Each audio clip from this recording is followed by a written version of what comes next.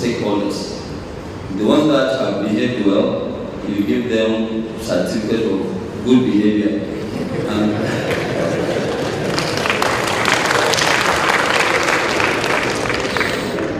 the ones that they have done badly, you also name and shame them. Why not? You know, we want to go about things in a very considered way so that people don't think we are against them. We want to try that first and see if collaboratively we can work well in this environment. But at some stage, you know, we might adopt this idea if we don't meet with much success. Celebrate those who pay, including our very small people who pay. You know, there are very small enterprises, poorer people working in the system who pay. We need to celebrate them. Celebrate some of the big ones too, who know what they owe and pay it, and don't try to avoid taxes. And then, you know, at some stage, if coaxing and working and dialogue doesn't work, you might consider this name and shame. But I'll put it all on you, Aliko, that this came from you. Yes, celebrate or reward, if you like, those who are tax compliant while naming and shaming tax invaders. That came from the FIRS Stakeholders Engagement Forum, which was held in Lagos on Thursday, the 15th of May, 2014. The Stakeholder Engagement Forum is an initiative flowing out of our Capacity Enhancement Program, which is a project designed to enhance the technical and human resource capabilities of the Federal Inland Revenue Service towards improving our non-oil revenue collection. We are therefore holding this forum as part of our communication efforts, and they have been chosen to commence in Lagos due to strategic importance to FIRS, as most of our large taxpayers, tax consultants, and other relevant stakeholders are based here. We believe that if we start here, we will get the required momentum and support from our stakeholders to fulfill our core mandate of revenue generation in a manner that is sustainable and carries everyone along. The Federal Minister of Finance was in her elements as she delivered her opening address. So this forum is being held on the heels of the successful hosting of the World Economic Forum Africa by Nigeria. It's important for us to keep looking at what we can do with this economy, including the issue of tax. Now that we have a rebased economy and of $510 billion, there's something else about it that people do not talk about that is very pertinent to the reason we're here. The rebasing showed that Nigeria has a much more diversified economy than we thought. You know, people like to describe it as an oil economy, a mono economy. We are not out of the woods yet there because 70% of our revenues still come from oil.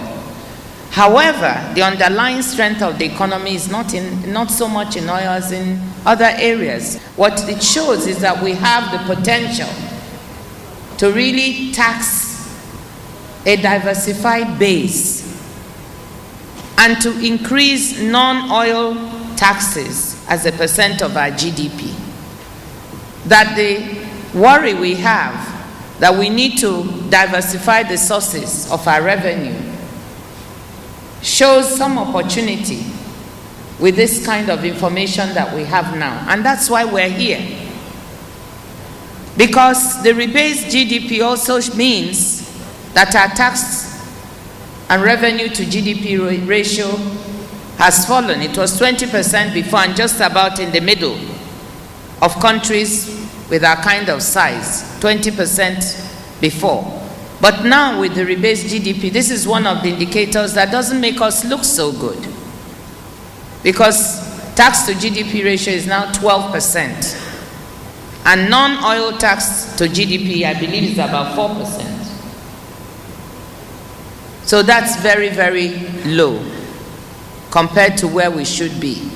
I mean, I can quote you some numbers for some other countries, and that will give you an idea of the effort we need to make. South Africa's tax to GDP ratio is 27%. Kenya is 20%, where we were before. Ghana is 15%. And if you're below 15%, it's judged as not being so good. I think that's kind of a benchmark for countries of our size. So at 12, it means we need to step up our effort considerably. We've seen that FIRS, with the reforms that were launched in 2004, is a different organization than it used to be. It's a much improved organization. It's an organization that has stepped up its effort. But we are not there yet by any stretch of the imagination. As our numbers show, at the end of the day, you also have to look at the results. And we began to talk to other tax administrations that have done better than we have. We talked to South Africa, where they have a very good effort. And what interested me is that my colleague, the finance minister, Pravin Gordhan, used to be the head of their own equivalent of FIRS. But when he became finance minister, he did not hesitate to say that he thought they could do even better than they were doing.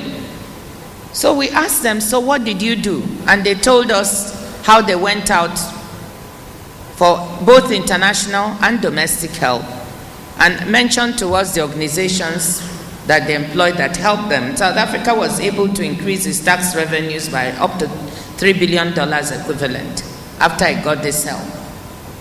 Angola by $500 million.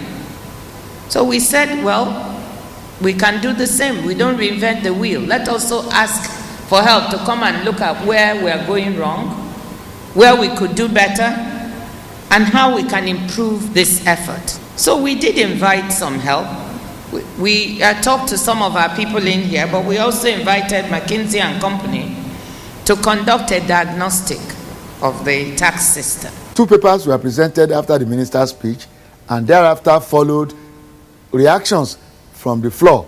The announcement by the Federal Minister of Finance of the engagement of a foreign-based consulting company to help in shoring up Nigeria's revenue collection attracted these remarks from the audience.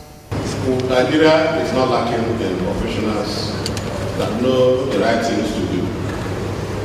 Iran's trained and can compete equitably with their counterparts anywhere in the world. All of this is for that sense of sentiments, emotions, and promote their tendencies. And I say, yes, that's the way everybody else is doing it. We all go out all over the world and we stand shoulder to shoulder with our counterparts every day. And so, why must we engage McKinsey and Company to tell us the right thing to do? So a foreigner must not tell us what you know is right, that should be done. We know what the problem is. So to pay 1.5 or 1.7 billion to McKinsey to do that for us, it would be like questioning the use of taxpayers' money. Africa's richest man, Alhaji Aliko Dangote, corroborated the minister's reference to the finding of the foreign consultants with regard to the abuse of pioneer status by companies. In the industry where we operate, for various industries, there are a lot of companies that are not even paying tax at all. And they are being allowed to, which to us, it does not help us in terms of competition. Because the real profit that they are making is the taxes that they are not paying. Yes, that's the really the profit that they are making. So I think the question of, okay, fine. For example, we kept saying that, yes, government should get out of business. But you've gotten now government out of business. But we are not paying your taxes. I mean, today, America, the government does not do any business at all, but they collect $2.5 trillion in taxes. So we also have to do our own bit by paying this taxation. I think my advice would be that the FIRS must work with CAC to make sure that they capture almost whoever go there to register a company. And of course, the coordinating minister also had another opportunity to respond to the observations from the floor. Thanks for those suggestions. There were a couple of comments on the fact that we've engaged outsiders, that why should we go out to look for expertise when expertise is here. I think I want to say that, two things. First of all, going outside for help does not mean a lack of confidence in those that are here. We have other times that you've advertised globally. Sometimes a local company will win, sometimes a foreign company will win. Going for specialized services in terms of some of this capacity building that we are benefiting from doesn't mean a lack of confidence. It also does not mean that we are not going to work with our local tax collectors. It doesn't mean that. We are starting out on this journey, and I'm sure that there will be plenty of opportunity and room for some of you to engage with us and work with us to make this happen. But I must say just one fact that I encountered. When people approached what they were going to charge for the services, people wanted anywhere from 30 to 50% of any of the improvements in collections. We must also put that on the table. Those were the kinds of proposals. Constantly, we are constantly bombarded. We don't lack contact with our own local people, but they want 30 to 50% of what they collect, as opposed to about 4%. So you also have to be competitive. We can't just also say that, look, if you say you collect, if you make any improvement, you take 30 to 50, and someone tells me they'll take 4. Which one should I go for? But what I want to say to you is that this does not speak of lack of confidence. This does not mean we won't work with our local people. I also want to point out one thing that is happening.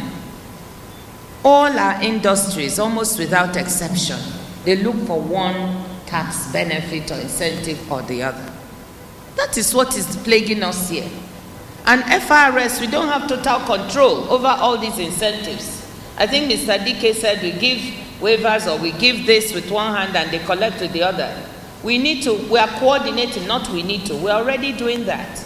Because the NIPC gives the tax holidays and so on, and we are looking. And I think the issue is to not double up on incentives, or where and that's one of the coordination things we are looking at. Who is getting the waivers for how long? What are they well deserved? Is there equity in the way this is done? What is really a new industry that deserves this kind of tax holiday? Because everything in our country, if you don't watch out, somehow it becomes used in a way it shouldn't be. Finally, on the harmonization of taxes and revision of legislation, yes, I think we are coming up to some of those issues. But we need the buy-in of the states. We need the buy-in of local governments to agree. And the feeling I have is we are getting there, but we are still not there. There's still sort of a feeling of ownership. This is my tax. And you can go and harmonize everything else, but leave this one for me. And as long as that attitude is on the table, we are not going to get very far. So I would urge all of us working on this harmonization to have this approach, agree on what needs to be harmonized, what legislation needs to be changed. Drop all the other impromptu taxes that are imposed on everybody as they go along. And I think that will move us faster. Thank you very, very much for engaging time. Coordinating directors at the Federal Inland Revenue Service took up the challenge, responding to the questions and observations from the floor. Mr. S.S. Ogungbeson did a seminal analysis of the so-called fall in Nigeria's tax to GDP ratio consequent upon the recent rebasing of the Nigerian economy. On the paper presented by Mr. Jaif, I like the statistics you have provided here, but the tax revenue percentage to GDP, let me observe that the figures you've seen here are just the figures of collection by the FIRS. We're working with the JTB to also obtain their own collection figures. those countries of OECD and sub-Saharan Africa, you find out that they have only one central tax system. There's only one system they have. They don't have the kind of system we have in our country. And you know the collection that comes from Lagos State government each month times 12. If you add that to the collection from personal income tax, I won't be surprised if we are above 15%. I'm sure from next year, the figures will be different. I think a lot has been said about the integrated tax administration system. Perhaps no need to belabor the point. Essentially what it will do is help to address some of the concerns that have been raised. If you notice, there's a huge need for information so that we act based on facts. So what the ITAS will do essentially is to give us a full and single view of a taxpayer. It's easier to deal or engage with a taxpayer on the basis of factual information about the taxpayer. There are also adjunct initiatives that will complement the ITAS. For instance, anybody that does any business electronically today leaves a footprint. So can we piggyback on all of the electronic e-commerce basis today to learn more about what transactions and who they concern? Yes, we can, and we have started deducting VAT at source. For instance, we have the intention, which has actually kicked off in the aviation industry, to be able to take VAT at source wherever it's deducted. So we'll go across industries gradually. That will complement ITAS because essentially what it does is give us information about the transactions on which the taxes are incident so that we tax on a factual basis. In addition to this, there are quite a number of new things we're doing, and that is the essence of this engagement. We are partnering with quite a number of organizations, both international and local organizations. CAC, Nigerian Customs Service, BPP, banks, and quite a number of them. And we are obtaining information to be able to expand our tax base. We're also obtaining this information to also improve our audits. We are developing tools and templates to quicken our audits.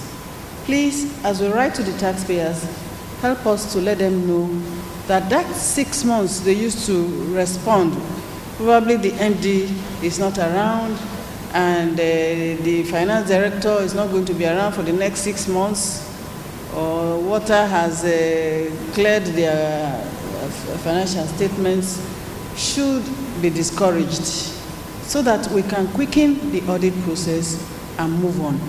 We are also deploying risk-based analysis to be able to go to where the monies are. Please assist us to ensure that we are also able to close on quite a number of audits. Please, I beg you, assist us to carry out this task of revenue collection. Don't allow the bag to leak.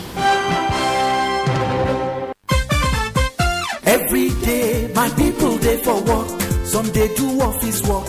Some get it them own business. So all of them want good road, constant power for better life. Oh, whether na office work, oh yeah, pay your tax. Whether na your own business, oh, pay your tax. If you want a better life, oh, pay your tax. Now your civic responsibility, pay your tax. Better soup, now money cook am. Oh yes. Nothing goes for nothing, my brother. If you want potable water, security and hospital for make life jolly. That's right. Good roads, good hospitals, portable water, adequate security all come from taxpayers' money. Play your part in making Nigeria great. Everybody, small scale, big companies, entrepreneurs, do the right thing. Pay your tax. This message is from the Federal Inland Revenue Service, FIRS. Tax Matters spoke to the acting executive chairman of the FIRS and the Honorable Minister of Finance on the sidelines of the forum. What do you expect to be the outcome of this stakeholders forum? From what you have seen, one can say the forum has been very successful. There's going to be a better understanding and collaboration between the taxpayers, the tax practitioners, and tax administrators, which will improve compliance. Well, this is a launch of our communications with taxpayers to hear their ideas. We are accepting that, look, there are areas we may need to hear and improve.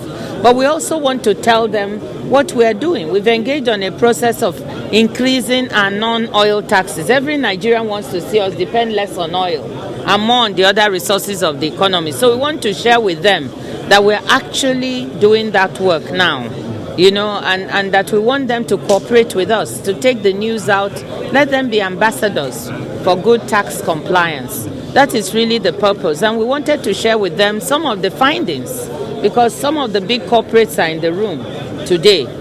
A situation whereby, 65% of companies have not filed their taxes for the past 2 years.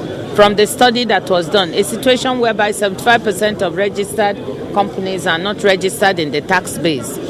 We need to work on that, so we need to step up our efforts.